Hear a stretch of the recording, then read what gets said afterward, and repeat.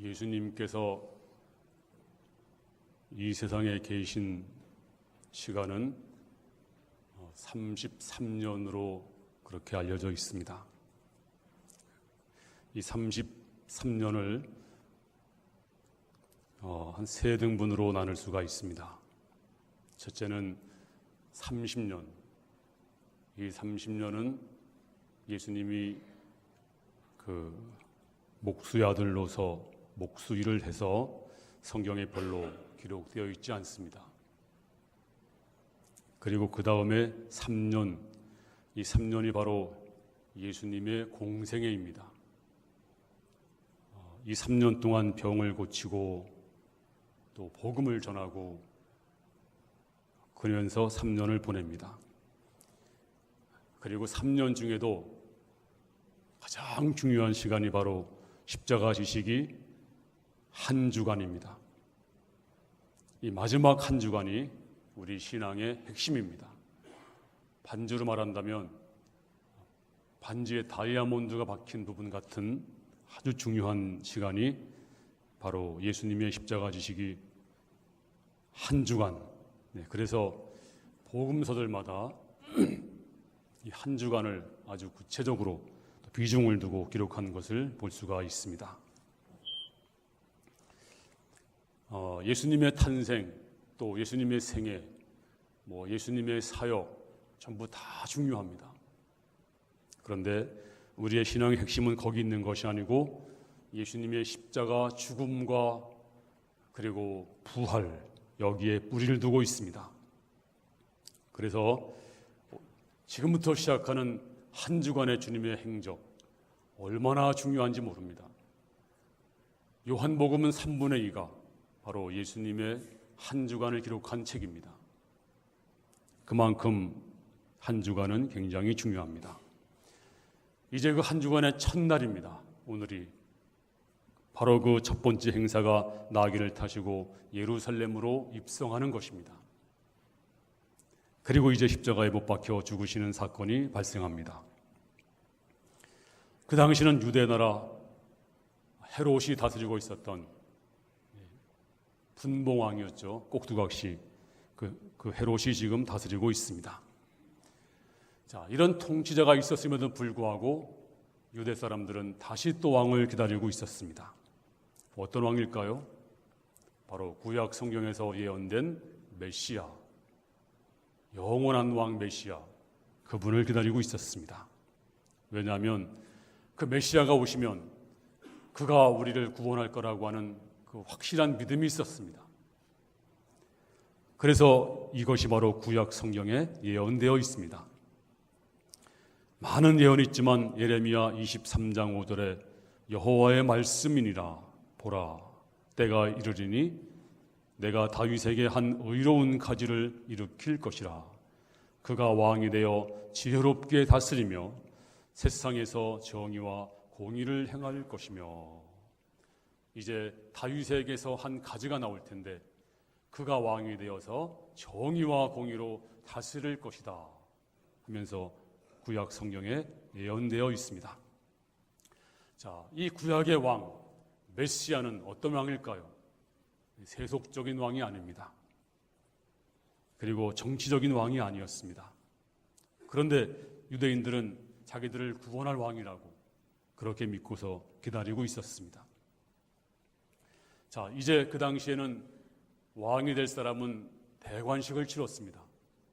전통적으로 군마를 타고 왕관을 쓰고 긴 행렬을 온갖 악기를 동원해서 이제 예루살렘으로 올라가는 대관식을 항상 행했습니다. 이제 오늘 예수님은 그 대관식을 행하고 있습니다.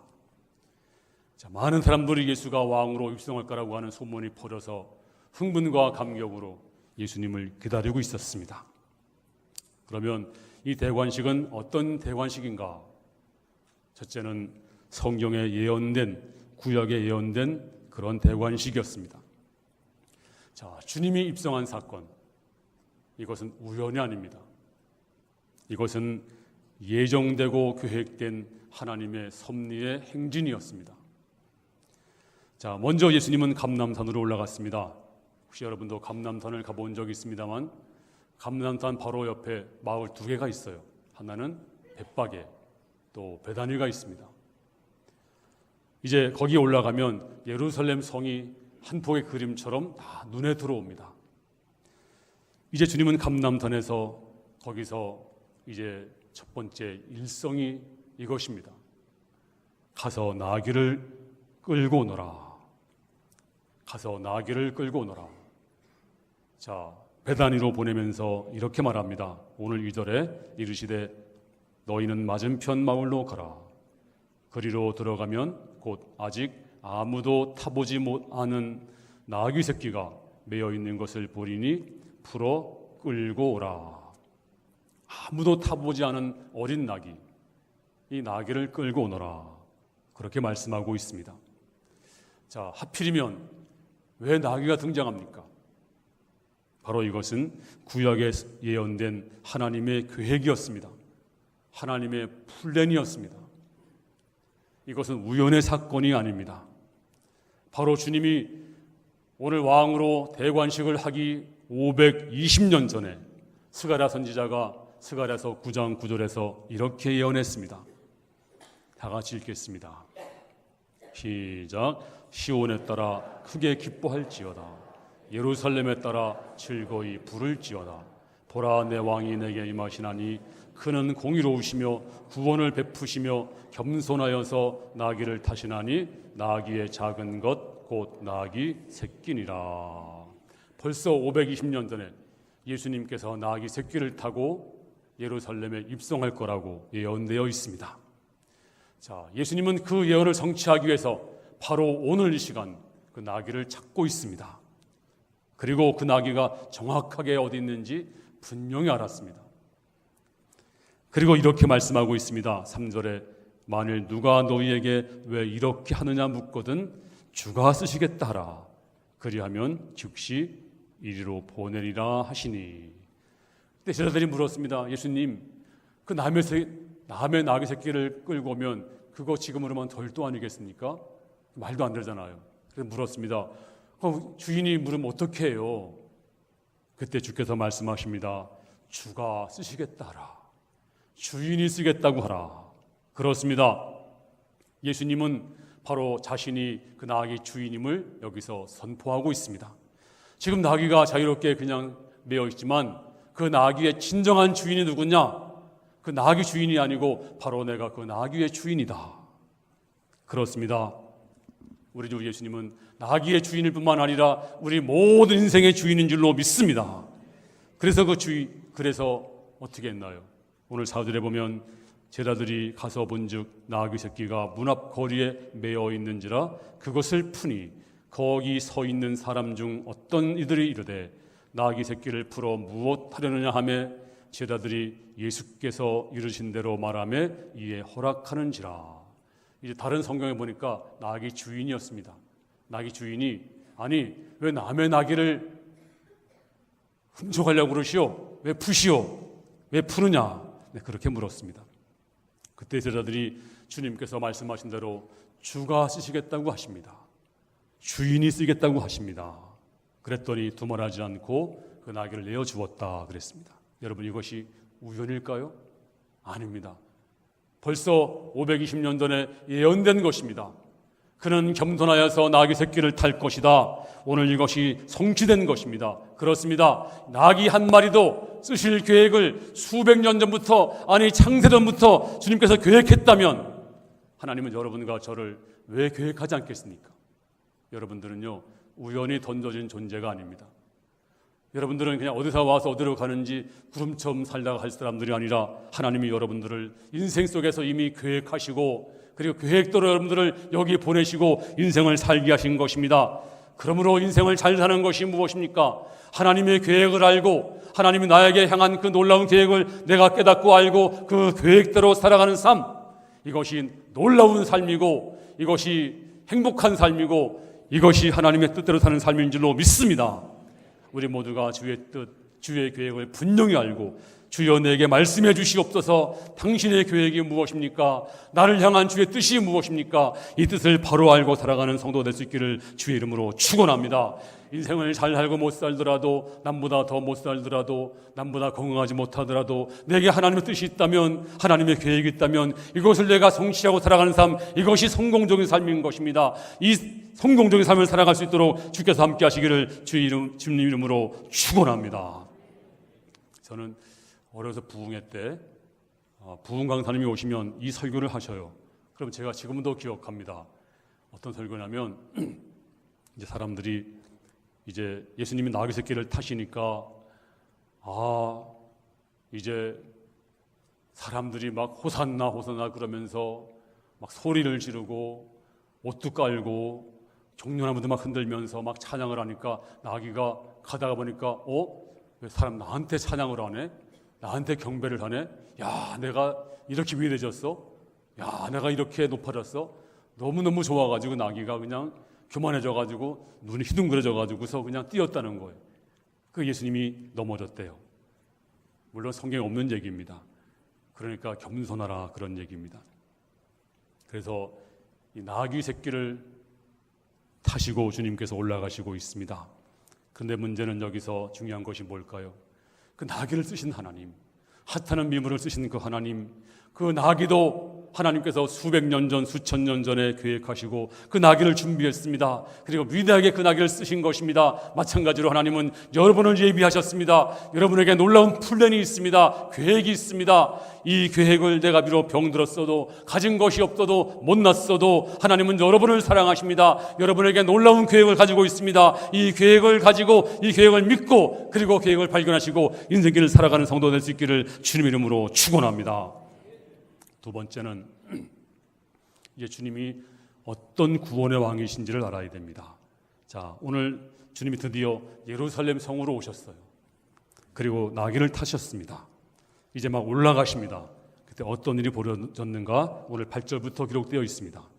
다 같이 8절부터 시작. 많은 사람들은 자기들의 겉옷을, 또 다른 이들은 들에서 벤 나뭇가지를 길에 펴며 앞에서 가고 뒤에서 따르는 자들이 소리 지르되 호산나 찬송하리로다. 주의 이름으로 오시는 이여 찬송하리로다. 오는 우리 조상 다윗의 나라여 가장 높은 곳에서 호산나 하더라. 드디어 주님이 나귀를 타시고 올라가니까 사람들이 흥분하기 시작했습니다. 다른 성경에 보니까 종려나무 가지를 들고 흔들었습니다. 그리고 어떤 사람들은 옷을 벗어서 길에다 깔았습니다. 그리고 드디어 찬송 소리가 터지기 시작했습니다. 다른 성경은 어린아이부터 시작했는데 그 찬송 소리가 무엇이었나요? 호산나, 호산나, 호산나. 우리 호산나 성가대, 호산나가 무슨 뜻일까요?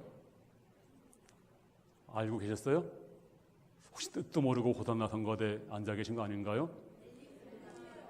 네? 뭐라고 했는지 잘 안 들렸어요. 네, 호산나는 주여 우리를 구원하소서란 뜻입니다. 호산나 성가대 아니지. 엘림 성가대죠. 맞아요. 옛날에 호산나였어. 내가 이렇게 갑자기 착각을 했습니다. 네, 이제 죄송합니다. 그럴 때가 있어요. 호산나, 호산나 무슨 뜻일까요? 주여 우리를 구원하소서. 요즘으로 말하면 구원입니다. 구원. 호산나, 호산나, 호산나. 지금으로 하면 구원해, 구원해. 막 흔들면서 예수님을 향하면서 구원해, 구원해, 구원해. 이것은 바로 메시아에 대한 위대한 기대였습니다. 우리를 구원해 주소서, 우리를 구원해 주소서. 그렇습니다. 이것은 당연한 것입니다. 이것은 바람직한 것입니다. 잘못된 것이 아닙니다. 그런데요, 이것은 오해된 구원이었습니다. 잘못된 바람이었습니다. 구원은 구원인데 주님께서 주시는 구원과 다른 구원이었습니다. 요즘에 덥잖아요.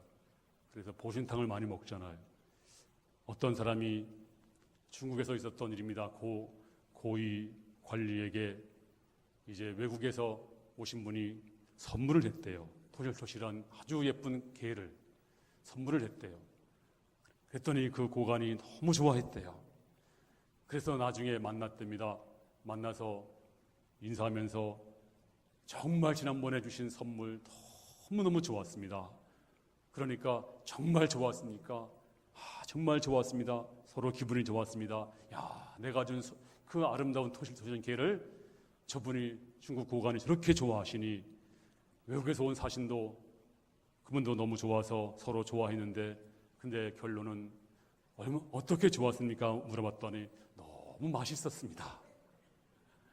기절초풍을 했다는 거예요. 서로 좋긴 좋았는데 서로 다른 좋음이었습니다. 그렇습니다. 오늘 주님이 주시는 구원과 민중들이 받은 구원, 생각한 구원은 다른 것이었습니다. 주님은 영적인 메시아입니다. 근데 그들은 정치적인 메시아를 기다렸습니다. 왜냐하면 로마 지배를 받고 있었기 때문에 이제 메시아가 힘있는 메시아가 나타나서 왕이 되어서 로마 정권을 때려부수고 그리고 자유를 줄 수 있는 놀라운 메시아, 힘있는 메시아, 왕을 기대하고 있는 것입니다. 이건 잘못된 것이 아닙니다. 왜냐하면 정치 자유를 잃어버리면 이 정치적인 자유가 얼마나 중요한지 굉장히 소중한 것입니다. 하지만 우리 주님은 그 단순한 구원보다도 더 위대한 그 이상의 것이었습니다. 자, 주께서 말씀하십니다. 빌라도가 말했잖아요. 네가 유대인의 왕이냐? 주께서 말씀하시기를 요한복음 18장 36절에서 예수께서 대답하시되 내 나라는 이 세상에 속한 것이 아니라 내 나라는 세상에 속한 것이 아니라 내가 세상 나라, 세속의 나라, 이 세상 한 나라를 구원하러 온 것이 아니고 나는 영원한 메시아 그리고 대속의 죽음을 죽음으로써 오고 오는 세대의 놀라운 구원을 이루기 위한 영적인 왕 메시아이지 한 나라 세속적인 왕이 아니니라. 내 나라는 세속에 속한 것이 아니니라. 그렇습니다. 만약에 예수님께서 정치적인 메시아였다면 강한 메시아로 오셔가지고 면류관 쓰고 군대를 건드리고 군마를 타시고 저 로마를 박살냈을 것입니다. 하지만 그렇게 하지 않았습니다. 이제 주님은 어떻게 입성했나요? 보니까 어린 낙이 사람이 한 번도 타보지 않은 낙이 그 나귀를 타신 거예요. 저도 어려서 그 나귀를 본 적이 있습니다.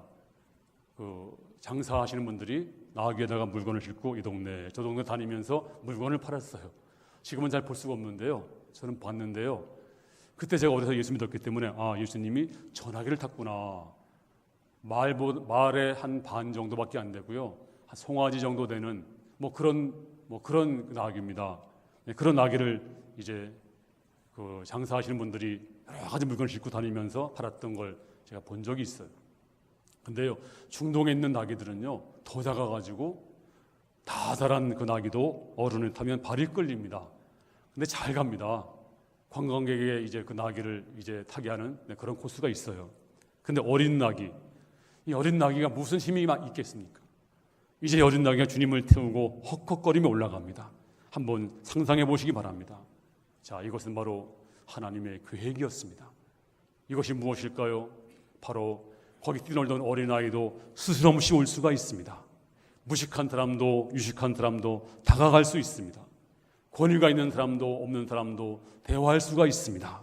주께서 말씀하십니다. 나는 마음이 온유하고 겸손하다. 그러므로 우리 주 예수님은 겸손한 왕이었습니다. 누구나 다가갈 수 있는 왕이었습니다.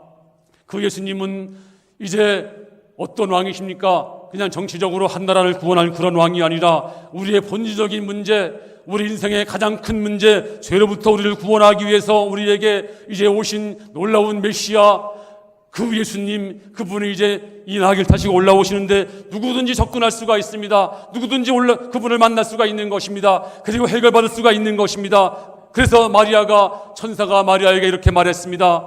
네가 아들을 낳을 것이니 이름을 예수로 하라. 이는 이 모든 백성을 죄에서 구원할 자이십니다. 그렇습니다. 예수라 하라. 예수, 지저스 예수, 그분이 우리 모든 죄에서 우리를 구원할 것입니다. 그러므로 그 예수님은 우리를 용서하시고 우리를 새롭게 하시고 우리를 의롭다 하시라고 말씀하시고 우리를 하나님의 자녀 삼아 주시는 놀라우신 분이십니다. 우리 주 예수님은 정치적인 메시아, 한 나라를 구원하시는 그런 메시아가 아니라 우리 모두를 죄에서 영원히 구원하시는, 영생을 주시는 놀라운 메시아인 줄로 믿습니다. 우리는 그 당시 사람들은 오해했지만 지금 우리는 이 예수님을 믿고 감사하면서 나갈 수가 있는 것입니다. 이제 마지막으로 이 왕은 눈물을 흘리셨어요. 똑같은 본문을 기록한 누가복음은 이렇게 말씀해주고 있습니다. 이제 주님이 드디어 예루살렘 성으로 들어가셨어요.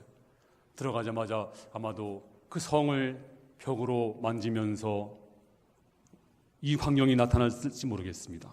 자, 오늘 누가복음 19장 41절 가까이 오사 성을 보시고 우시며, 이제 성 가까이 왔습니다. 그리고 성을 보시고 울었습니다. 아마도 성벽을 만지고 울었는지 모릅니다. 이상하지 않습니까? 지금 사람들은, 그 많은 군중들은 호산나 호산나 구원해 구원해 흥분했습니다. 좋아했습니다. 그럼 예수님도 야, 참 좋다, 기분 좋다, 내가 이렇게 환영을 받는구나, 그래야 마땅한데 우리 주님은 이상하게도 우시고 있었어요. 눈물을 흘리고 있었습니다. 도대체 이 눈물의 의미가 뭘까요? 그 다음 절은 이렇게 설명합니다. 42절에 이르시되 너도 오늘 평화에 관한 일을 알았더라면 좋을 뻔하였거니와 지금 내 눈에 숨겨졌도다. 지금 이스라엘 이 민중들은 좋아하고 있습니다. 흥분하고 있습니다. 예수가 건져줄 줄로 믿고 있습니다. 하지만 예수님께서 말씀하십니다. 너희가 정말로 진짜 구원이 너희 눈에 숨겨져 있구나. 너희가 보지 못하고 있구나. 진정한 구원, 정말로 이 놀라운 진정한 이 메시아의 놀라운 이 구원을 너희가 알지 못하고 숨겨져 있구나. 그래서 너희가 저렇게 하지만 그런데 말이야 43절 그 다음 절 보면 날이 이를지라 날이 되면 말이야 내 원수들이 토둔을 쌓고 너를 둘러 사면으로 가두고 또 너와 및 그 가운데 있는 내 자식들을 땅에 메어 치며 돌 하나도 돌 위에 남기지 아니하리니 이는 내가 보살핌 받는 나를 알지 못함을 이람이라 하시더라 하시면서 우시고 있었습니다. 이게 무슨 말일까요? 이제 불과 몇 년이 지나면 이 성은 무시무시하게 비참하고 무참하게 이 성은 멸망을 당할 것입니다. 포위당할 것이고 가둠을 당할 것이고 자식들은 땅바닥에 메어침을 당할 것이고 이 성은 돌 위에 돌 하나 남지 않고 무너질 것이고 너희 모두는 멸절당할 것인데 피비린내가 날 것인데 너희가 그것도 모르고 지금 너희가 호산나 호산나 노래 부르고 있구나. 예수님은 이것을 아시고 눈물을 흘리고 있습니다. 뜨거운 눈물을 흘리고 있습니다. 너희가 지금 너희 눈이 지금 가려져 있구나. 너희가 얼마나 비참하게 멸망을 당할 것이며 너희가 얼마나 지금 위험한데 너희가 모르고 있구나. 지금 이제 정확히 엿새 후에는 이 군중들이 돌변합니다. 폭도로 돌변합니다. 그리고 엿새 후에 호산나 호산나던 그 사람들이 예수를 십자가에 못 박으셔서 며칠 그 사람들이 변할 텐데 주님은 이것을 아셨습니다. 그리고 우시고 있는 것입니다. 그리고 이제 우리 주님께서 말씀한 대로 정확하게 AD 70년에 주님이 예루살렘에 올라가신 후 약 30년 후에 로마의 디도 장군에 의해서 이스라엘 그 예루살렘 성이 완전히 무너져 버리고 다 살육을 당하고 전부 다 이제 말씀 그대로 자녀들은 그냥 땅바닥에 다 폐허침을 당하고 죽고 피 흘리고 무참하게 다 멸망해 버리고 말았습니다. 하나의 자비도 없이 그 성은 멸망을 당했는데 남아있는 거라고는 지금 통곡의 벽밖에 없습니다. 통곡의 벽은 그것은 한쪽 지하를 파서 만든 것이기 때문에 그 당시에 돌 위에 돌도 남지 않고 성은 완전히 무너져 버리고 말았습니다. 우리 주님은 이것을 아시고 뜨거운 눈물을 흘리고 있습니다. 그렇습니다. 우리 주님은 우신 분입니다. 성에 올라가서도 이제 그 다음 날은 겟세마네 동산에서 심한 통곡으로 우셨습니다. 이것을 히브리서 5장 7절에 그는 육체에 계실 때 자기를 죽음에서 능히 구원하실 이에게 심한 통곡과 눈물로 간구와 소원을 올렸고 그는 심한 통곡으로 눈물을 쏟았습니다. 이것은 십자가 때문에 괴로워서 흘린 눈물이 아니라 예수를 믿지 못하고 알지 못하고 영접하지 못한 저들의 운명을 보시면서 주님이 우신 것입니다. 저들을 불쌍히 여기면서 공고히 여기시면서 이제 우신 것입니다. 그렇습니다. 이제 그 눈물 때문에 우리가 산 것입니다. 그 눈물 때문에 우리가 구원을 받은 것입니다. 그 눈물 때문에 우리가 주 앞에 서게 된 것입니다. 그러므로 이제 저와 여러분이 울 차례인 것입니다. 믿음이 무엇입니까? 믿음은 눈물을 흘리면서 우는 것입니다. 우리가 정말로 이 민족을 위해서 언제 울었습니까? 제가 어릴 때는 참 많이 울었습니다. 부흥회 때마다 울고, 그리고 성도들이 기도할 때마다 울고, 울음소리가 나서 동네 사람들이 지나가다가 좀 미쳤다고, 누가 죽었냐고 온갖 핍박을 다 받았는데 성도들은 교회 올 때마다 울고 또 울었습니다. 은혜 받으면 눈물이 납니다. 그리고 눈물로 나라와 민족을 위해서 기도했습니다. 눈물로 이웃을 위해서 기도했습니다. 눈물로 자녀를, 가정을 위해서 기도했습니다. 왜 우리가 지금 울지 않습니까? 지금 우리 눈물은 말라 있습니다. 지금은 정말로 울 때입니다. 이 나라와 민족 얼마나 지금 위험합니까? 여러분이 민족적으로 지금 잠깐 평안한 것 같은 보이지만 그렇지 않습니다. 지금 우리가 눈물로 기도하면 이 민족이 살 것입니다. 여러분이 눈물로 기도하면 여러분의 가정도 살 것입니다. 이제 하나님 여러분에게 눈물을 주시기를 바랍니다. 모세가 이렇게 기도했습니다. 그러나 합의하시면 이제 그들의 죄를 사하소서. 그렇지 안 싸우면 원컨대 주의 기록하신 책에서 내 이름을 지워주시옵소서. 민족이 범죄할 때 모세는 하나님이여 울면서 기도했습니다. 주여 이 민족을 구원해 주세요. 그렇지 않으면 내 이름을 책에서 지워주세요. 내가 저주를 받더라도 주여 이 민족을 구원해 주시옵소서. 예레미야는 에레미야 9장 1절에 어찌하면 내 머리에 물이 되고 내 눈은 눈물 근원이 들고 이렇게 되면 살육당한 딸 내 백성을 위하여 주야로 구급하리로다. 그렇습니다. 그는 나라와 민족을 위해서 울었습니다. 바울도 이렇게 울었습니다. 로마서 9장 3절에 나의 형제 곧 홀육의 친척을 위하여 내 자신이 저주를 받아 그리스도에게서 끊어질지라도 원하는 바로다 하면서 울며 기도했습니다. 그러므로 오늘 시간 우리가 울어야 됩니다. 진정으로 울면 이 민족이 희망이 있습니다. 내가 울면 우리 가정이 살 것입니다. 내가 울면 내 영혼도 살 것입니다. 이제 주께서 우신 것처럼 그렇습니다. 찰스 와이즈라고 하는 목사님이 이렇게 그는 기도했습니다.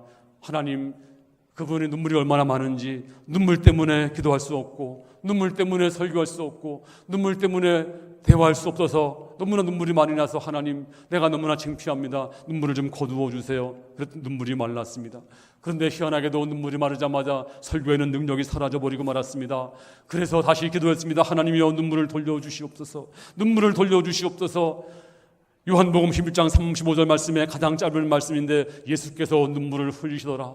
성을 바라보시면서 눈물을 흘렸습니다. 병든 자 바라보시고 약한 자 바라보시고 잃어버린 자 바라보시고 눈물을 흘리셨습니다. 오늘 여러분의 눈물이 사막 같은 눈물이 아니고 친정 아버지여 내가 이제 이 민족을 위해서 울겠으며 내 자신을 위해서 울겠습니다. 우는 자는 복이 있습니다. 울며 씨를 뿌리러 나가는 자는 기쁨으로 그 단을 가지고 돌아오리라. 우리가 이제 이 민족에서 울고 정말 울 때 하나님께서 함께 하시고 그리고 여러분을 살려주실 것입니다. 이 놀라운 능력이 여러분에게 함께 하시기를 주의 이름으로 축원합니다. 눈물 울며 씨를 뿌리러 나가는 자는 정령 기쁨으로 그 단을 가지고 돌아오리로다. 이제 놀라운 추수를 위해서 우리가 모두 울며 기도하는 모든 성도 될 수 있기를 주님의 이름으로 부탁을 드립니다. 하나님 아버지